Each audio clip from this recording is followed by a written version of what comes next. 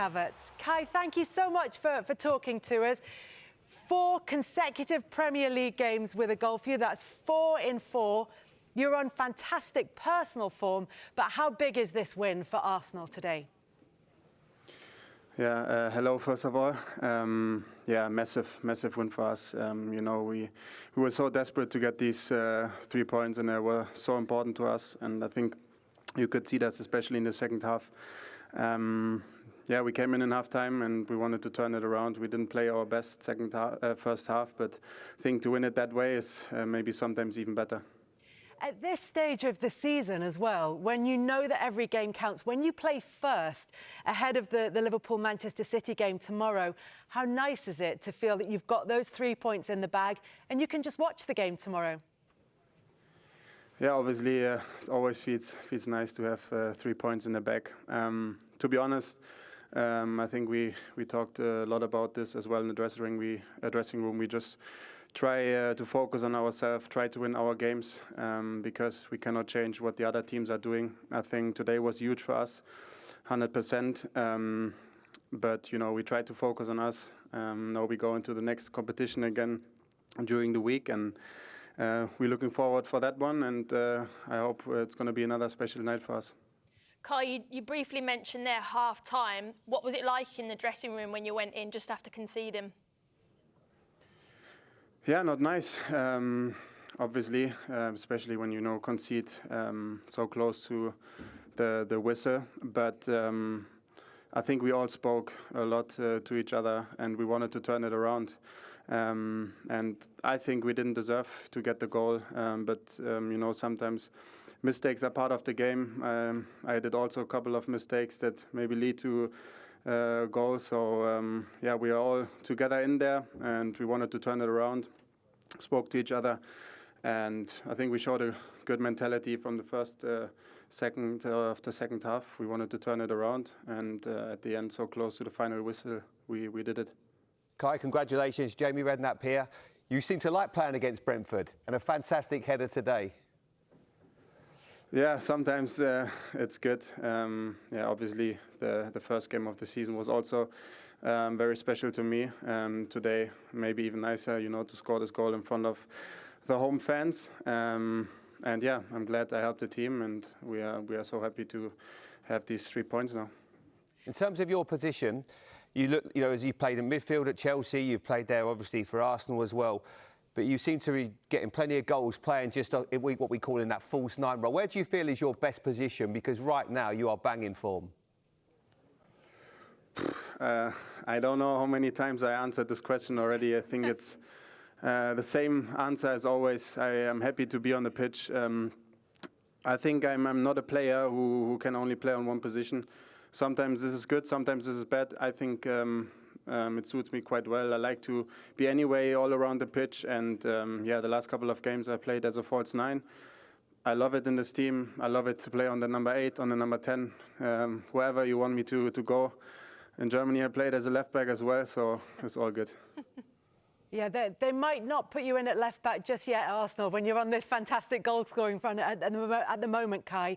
Look, as you said, it's a big week coming up. There's the game against Porto in the Champions League, and then next weekend, it's Manchester City. This is a huge week coming up.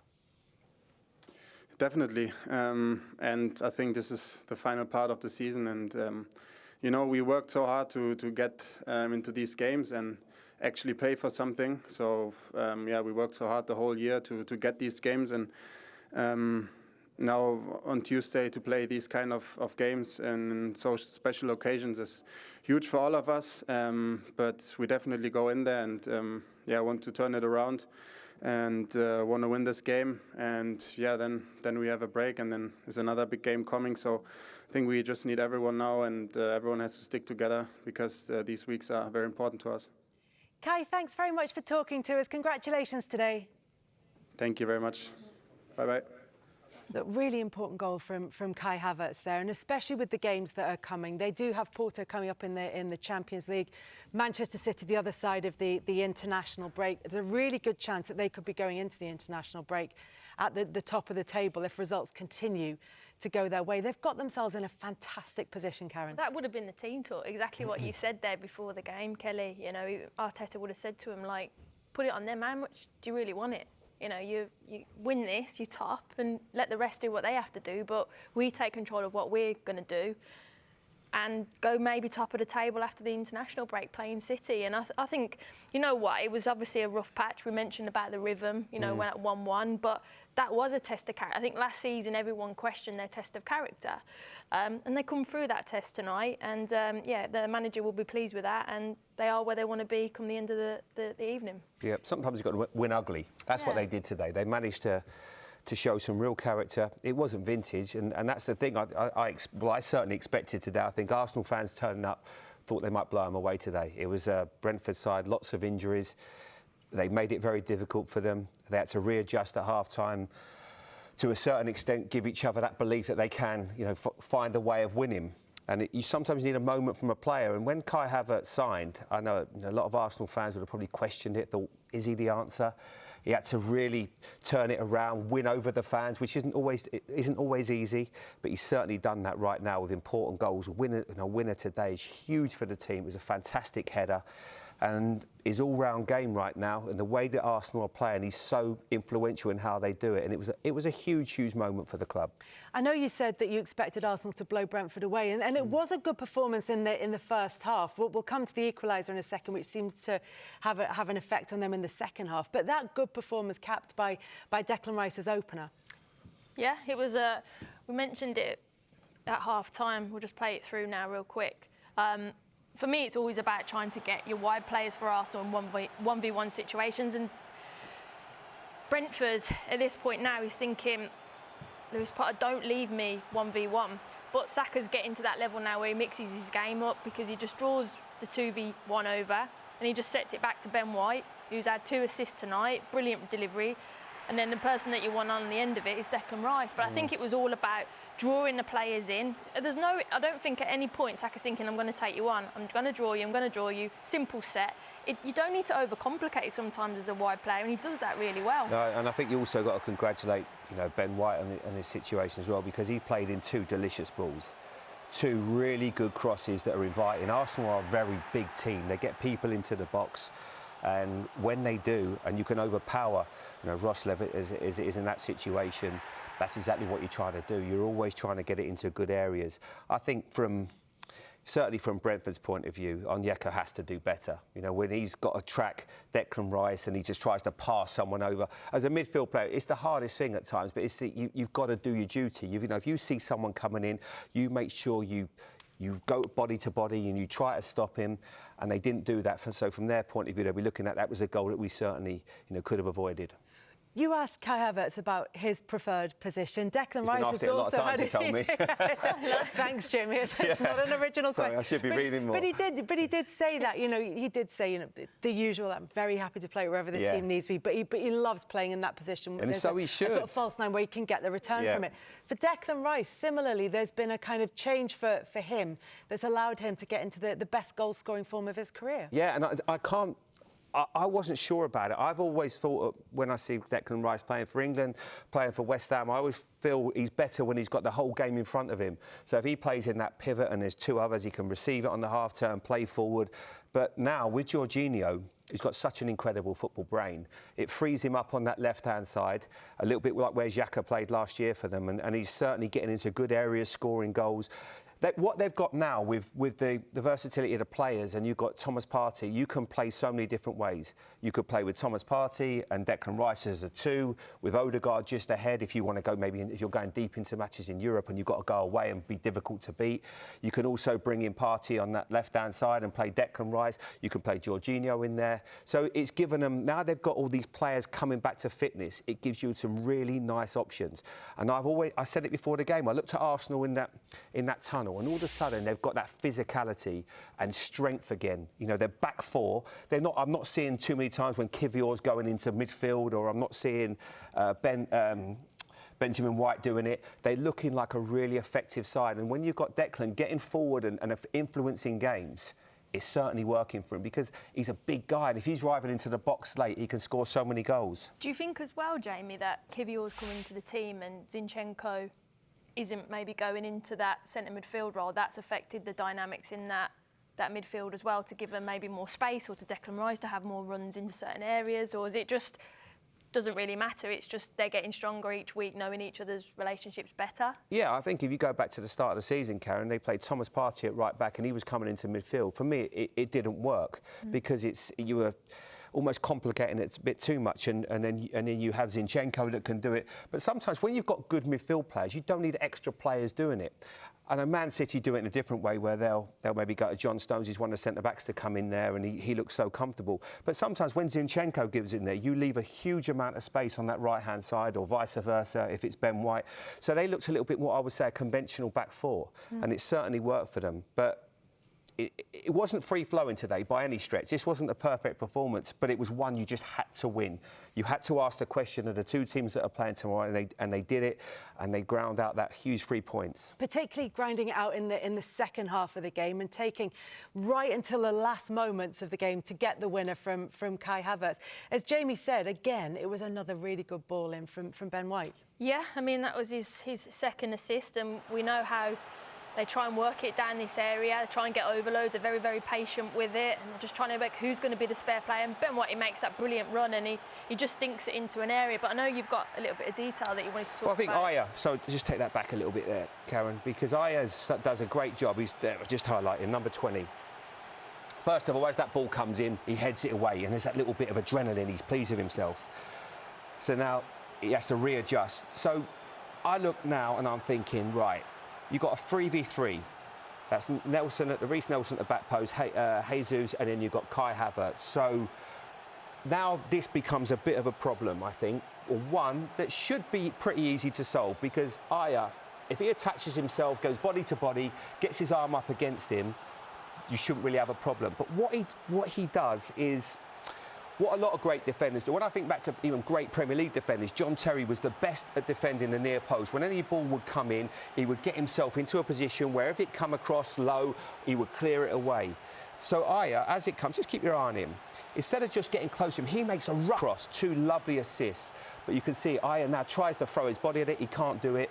Readjust, Havertz, keeper can't do anything about it. And the thing is, that's 16 headed goals now for Arsenal in the league this season, 3 more than any other team. So as much as we can talk about trying to defend against them, they're causing everybody problems in this sense. Yeah, because they're just so good at problem solving. If it's not Saka, if it's not Havertz, and not an 8 or an Ødegaard, then it's going to be Ben White. They always seem to be able to problem solve in those areas to give them those crossing opportunities. And we're just looking at Aaron Ramsdale there, celebrating, probably the most relieved man on the pitch, and kind of doing that to putting his ears up to the Brentford fans, who, because he will have been getting criticism from those Brentford fans because of his error. And he also knows what it meant at the end of the game. He knows probably, I don't know what he's like. What does he switch on Twitter, whatever, social media? He'd probably think, oh, all of a sudden now it's a much better day for him.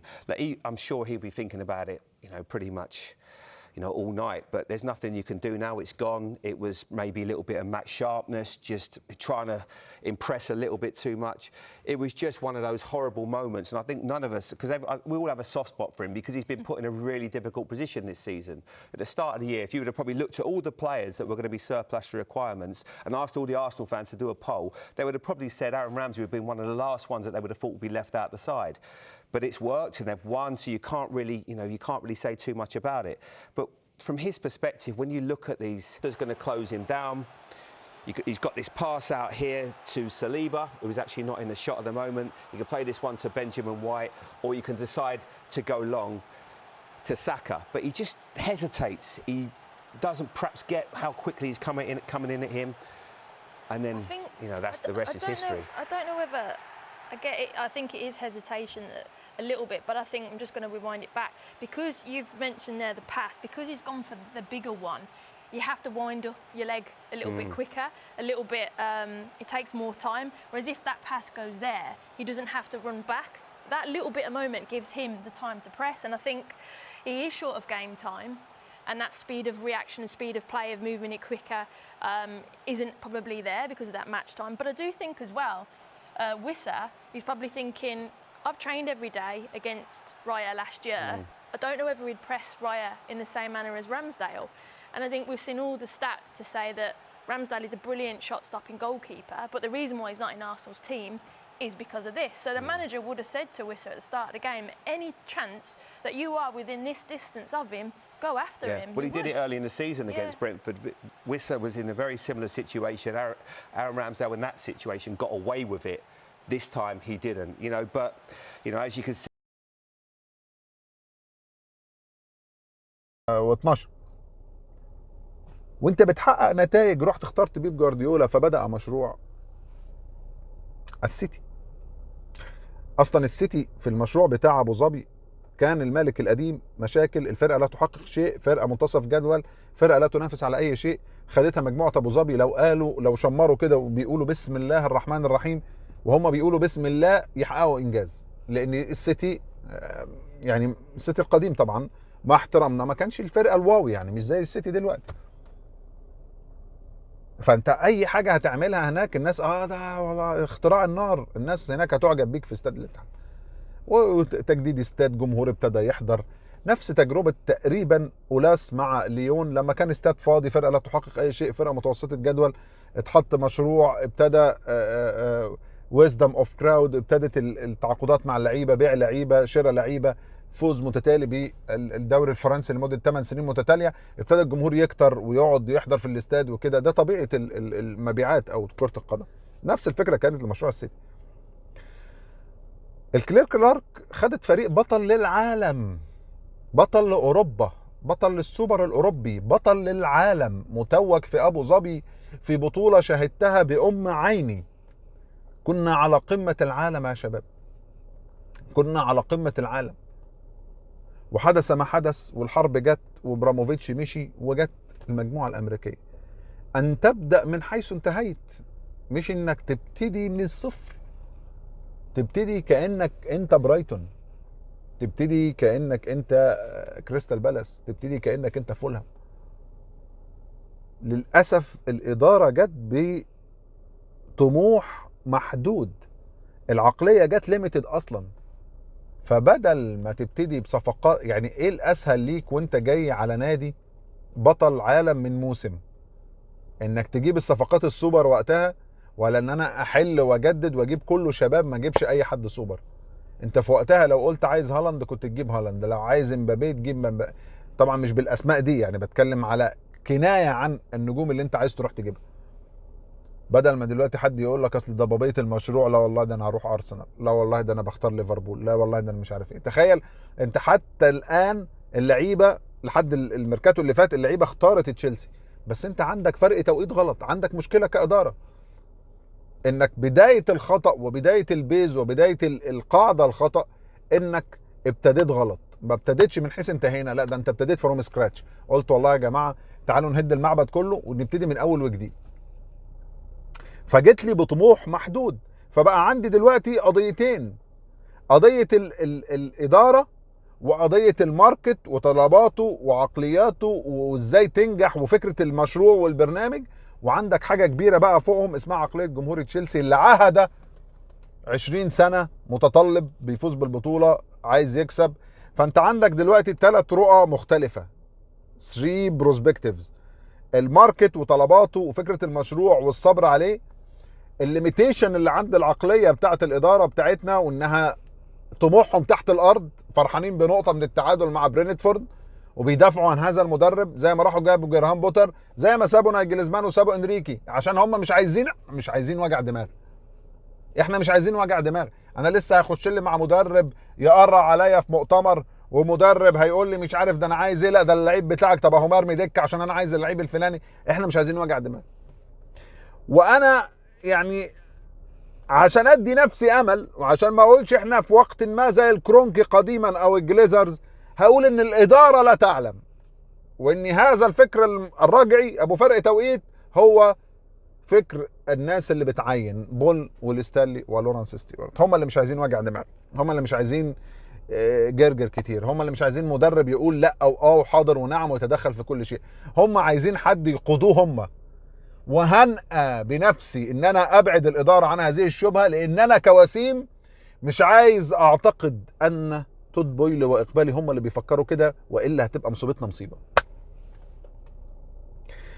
هبص على انهم عايزين يعملوا فكر، وهبص على عمليه البيع اللي اتعملت، وهبص على استخدامات الشباب ونظام الاعارات وتعيين الاعارات. هبص على حاجات انا عايز اديكوا بيها حجه. هو الاثنين اللي عينوا بوتر وبوتتشيني هم اللي عندهم المشكله. خليني امشي في الاستنتاج والطرح ده، لان الطرح الثاني مصيبه. الطرح الثاني مصيبه. الطرح الثاني يعني احنا ممكن نقعد زي ارسنال كده 15 17 سنه. من 3 سنين انا كنت بطل العالم. فانا دلوقتي الثلاث رؤى المختلفه اللي عندي تدخلك على طول في مرحله شك. كان دايما يعني كان جوران إريكسون مدرب المنتخب الانجليزي السابق ومدرب لاتسيو في التسعينات، كان بيتكلم ان انا بعامل الاداره ان انا عايز اطلب. يكلم رئيس النادي يقول له اديني كريستيان فيري، عايز اشتري كريستيان فيري من اتلتيكو مدريد. طب ده بيكلف بالليره الايطالي وقتها 50 مليون مثلا. يقول له اشتريه. يقول لك الراجل ساعتها راح عشان ما يضيعش وقت وعشان انا عايزه في الفرقه، اشترى ب50 ونجح انه يكسب بيه بطولات إريكسون وبتاع، واتباع بعد كده للانتر اعتقد ب90 او ب100 مليون ليره ايطالي. فالراجل كان بيتكلم على موضوع فرق التوقيت، وان ازاي الملاك بيسمعوا للمدرب لفكره يلا هنغير. لان مهما كان مثلا لو هنتكلم في المشروع بيب جوارديولا حواليه من ناس ومديرين رياضيين والحلومه دي كلها، احنا بنشوف بيب قاعد في اخر كل صيف او اخر كل موسم مع الشيخ منصور في ابو ظبي بيتفقوا هم عايزين ايه. قعد تتنامى على طول لسمعك سيد ابراموفيتش ادفع ولا تتكلم. فاهم الفكره. انا عندي وسيط حاليا عامل لي الازمه بتاعت فرق التوقيت دي، وسيط في التعيينات عامل لي الازمه بتاعت فرق التوقيت دي، وانا متاكد ان بول ستانلي ولورنس ستيوارت ليهم علاقه حلوه جدا بفابريزيو رومانو واورنستون ومات لو، والاخبار بتطلع من ناحيتهم بس. ولما يحبوا ياكدوا على صفقه او ياكدوا على لاعب بعينه او ان المدرب مكمل او ماشي او يتسربوا خبر ان بندور على مدرب بديل لبوتر، بتطلع بره الاثنين دول، بتطلع من خلالهم يعني.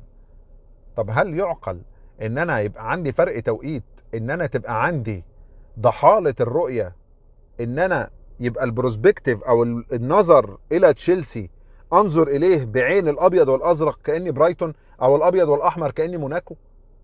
هل يعقل لو ده على الاستنتاج بتاعي، لو انا نحيت الادارة واقتناعها بكلام الطاقم الاداري، هنقول ادارتنا ادارة محترمة وادي العيش لخبازه وبتتكلم بشكل ليبرالي كده وماشيه التسلسل الهرمي اللي مليان مساوئ، بس بيسمعوا للناس. هل يعقل ان انا اخلي الفيجن بتاعتي لنادي انا شايف اللوجو بتاعه ازرق فابيض عليه اسد وهم شايفينه عليه سيجلز ولا موناكو؟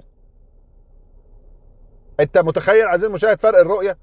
يعني هل انا مصير كله متاخد عن طريق المديرين الرياضيين؟ هل ريسكاتي كلها ان انا مشكلتي ان اشيل المدرب او اجيب لاعب غالي؟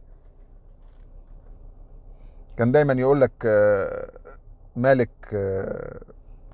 كان اسمها ايه، اير اسيا بتاعه الطيران، لما بعد كده اشترى كان فيرونتينا اعتقد ولا كان نادي ايه في ايطاليا، كان بيتكلم بيقول لك اداره شركه الطيران اسهل بكتير من اداره نادي في انجلترا. كان لا اشترى نادي في انجلترا، ميدلسبرا باين ولا مش فاكر بصراحه المعلومه. لان بيقول لك في الشركه الموضوع عندي كنترولد، ان انا عارف بشتري ايه وبكسب ايه وبخسر ايه، لكن بيقول لك انا بعمل كل التفاصيل وانا بشتري النادي، وفي الاخر بيقرر مدرب و11 لاعب مصير كل اللي انا عملته. يا في الاخر الجمهور يقلب عليا ويقول لك انت فاشل ومشروعك فاشل، لازم تمشي، لازم تجيب لي المهاجم الفلاني، لازم تجيب لعيب الوسط الفلاني، لازم تمشي المدرب، لازم تجيب المدرب الفلاني. فبيقول لك انا في الاخر كل الكنترول اللي انا كنت بعمله وبحاول اعمله بيضيعوا لي 11 واحد في الملعب، يا اما ينجحوا لي 11 واحد في الملعب. ده بالظبط حل تشيلسي حاليا. ولذلك تاني برجع من كلام سايمون كوبر ده على مالك هذا النادي، واستنتاجي الشخصي على اني، ودايما هفرض حسن النيه ليهم، ان اقبالي وتود بويلي عندهم النيه الجيده لصنع شيء لتشيلسي، ولكن الطقم اللي تحتهم هو اللي فيه الشر، هو اللي فيه الرؤيه الخاطئه لتشيلسي. هفرض دي ودي وهقول لك يا عم ما هو فعلا انا ستيل عندي مشاكل في 11 لاعب وعندي مشاكل فيه مدرب. ولذلك ديفيد اورنستون يعني ان لاين مع الخبر بتاع ان ماوريسيو بوتشينيو مكمل، طلع بخبر ان سيكون صيف مزدحم جدا. 2 عقلياتهم بتلعب مونوبولي، احنا هنبيع ونشتري اكتر من تحقيق الانجاز. هل تشيلسي محتاج لعيبه بالشكل اللي هو يخليك تقول ان ده صيف مزدحم؟ انا بقسم بالله لا، انا اقسم لك بالله لا. وعشان ما تبيعش الوهم للجمهور، مش هيكون مزدحم. انت عندك مشاكل في اللعب النظيف، مش هتعرف تشتري زي ما انت فاكر. انت صيفك المزدحم عباره انك تبيع